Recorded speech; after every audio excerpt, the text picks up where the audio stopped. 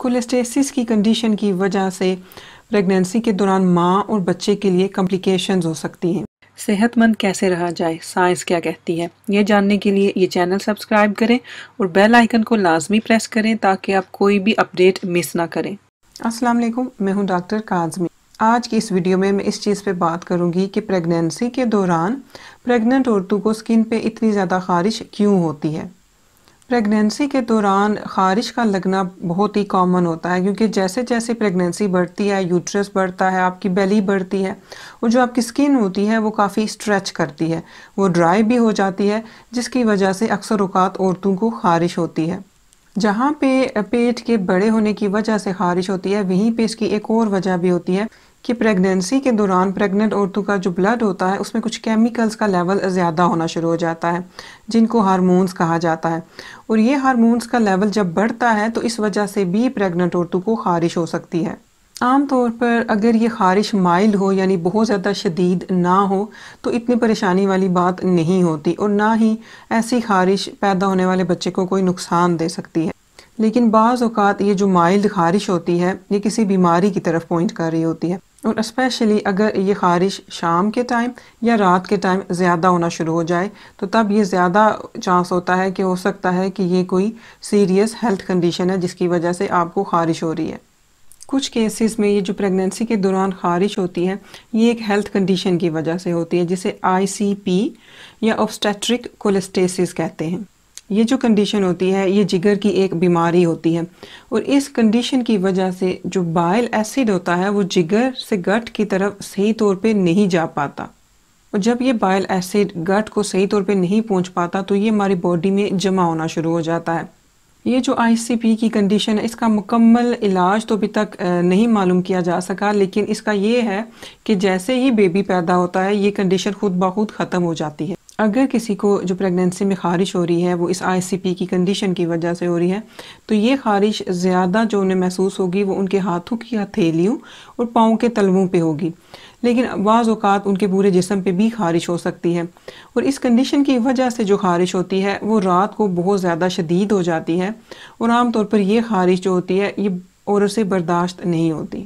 ICP کی جو condition ہوتی ہے اس کی ایک بڑی علامت تو یہ پریگنینسی کے دوران ہونے والی خارش ہوتی ہے۔ اس کے علاوہ کچھ اور بھی سمٹمز ہوتی ہیں، جن میں ایک یہ ہوتی ہے کہ آپ کی جو سکن ہوتی ہے یا جو آپ کی آنکھیں ہوتی ہیں وہ پیلی ہونا شروع ہو جاتی ہے، یعنی کہ آپ کو جونڈس ہو جاتا ہے،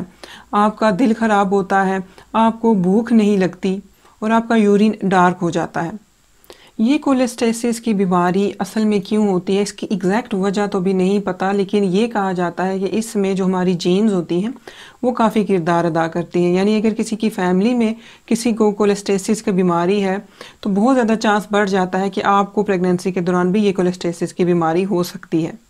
جینز کے علاوہ پریگنینسی کے دوران کچھ ہارمونز ہوتے ہیں جن کا لیولز بڑھنا شروع ہو جاتا ہے، اور جب ان کا لیولز بڑھتا ہے تو جو بائل ایسڈ ہوتا ہے وہ لیور سے صحیح طرح سے نہیں نکلتا اور گٹ تک نہیں پہنچتا، اور ہمارے آرگنز میں جمع ہونا شروع ہو جاتا ہے، اور بعض اوقات یہ ہمارے خون میں شامل ہونا شروع ہو جاتا ہے، جس کی وجہ سے پھر عورتوں کو پریگنینسی کے دوران خارش ہوتی ہے۔ جینز اور ہارمون لیولز کے علاوہ اگر کسی کو کوئی جگر کی بیماری ہے تو اس وجہ سے بھی وہ پریگنینسی کے دوران کولیسٹیسس کا شکار ہو سکتی ہیں،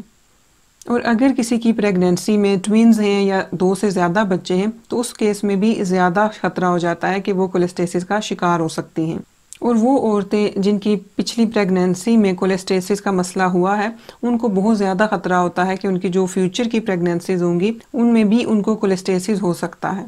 کولیسٹیسس کی کنڈیشن کی وجہ سے پریگنینسی کے دوران ماں اور بچے کے لیے کمپلیکیشنز ہو سکتی ہیں۔ ماں کے لیے اس کنڈیشن کی وجہ سے بلڈ کلاٹس بن سکتے ہیں۔ ویسے تو اس کنڈیشن کی وجہ سے یہ جو بلڈ کلاٹس بنتے ہیں یہ بہت ہی ریئر ہوتا ہے، بہت ہی کم دیکھنے میں آتا ہے، لیکن اس طرح کے کیسز ہوتے ہیں۔ کولیسٹیسس کی کنڈیشن کی وجہ سے پیدا ہونے والے بچوں میں بہت ساری کمپلیکیشنز ہو سکتی ہیں، جیسے کہ وہ وقت سے پہلے پیدا ہو سکتے ہیں جسے پری ٹرم ڈیلیوری کہا جاتا ہے، ان کو سانس لینے میں دشواری ہو سکتی ہے، اس کے علاوہ خدا نہ خواستہ پریگنینسی سے پہلے بیبیز کی ڈیتھ ہو سکتی ہے۔ جیسے کہ میں نے ابھی ساری یہ کمپلیکیشنز بتائیں، اور بیبیز کے لیے یہ کمپلیکیشنز کافی سویئر ہوتی ہیں، اس لیے اگر آپ کو لگتا ہے کہ آپ میں اس obstetric cholestasis کے سمٹمز ہیں تو آپ فوری طور پہ اپنے ڈاکٹر سے رجوع کریں۔ آپ کا ڈاکٹر آپ کے کچھ بلڈ ٹیسٹ کرے گا، آپ کو ایگزامن کرے گا، اور ان بلڈ ٹیسٹ میں وہ یہ چیک کرے گا کہ جگر صحیح کام کر رہا ہے اور بائل سالٹ کی خون میں مقدار کتنی ہے۔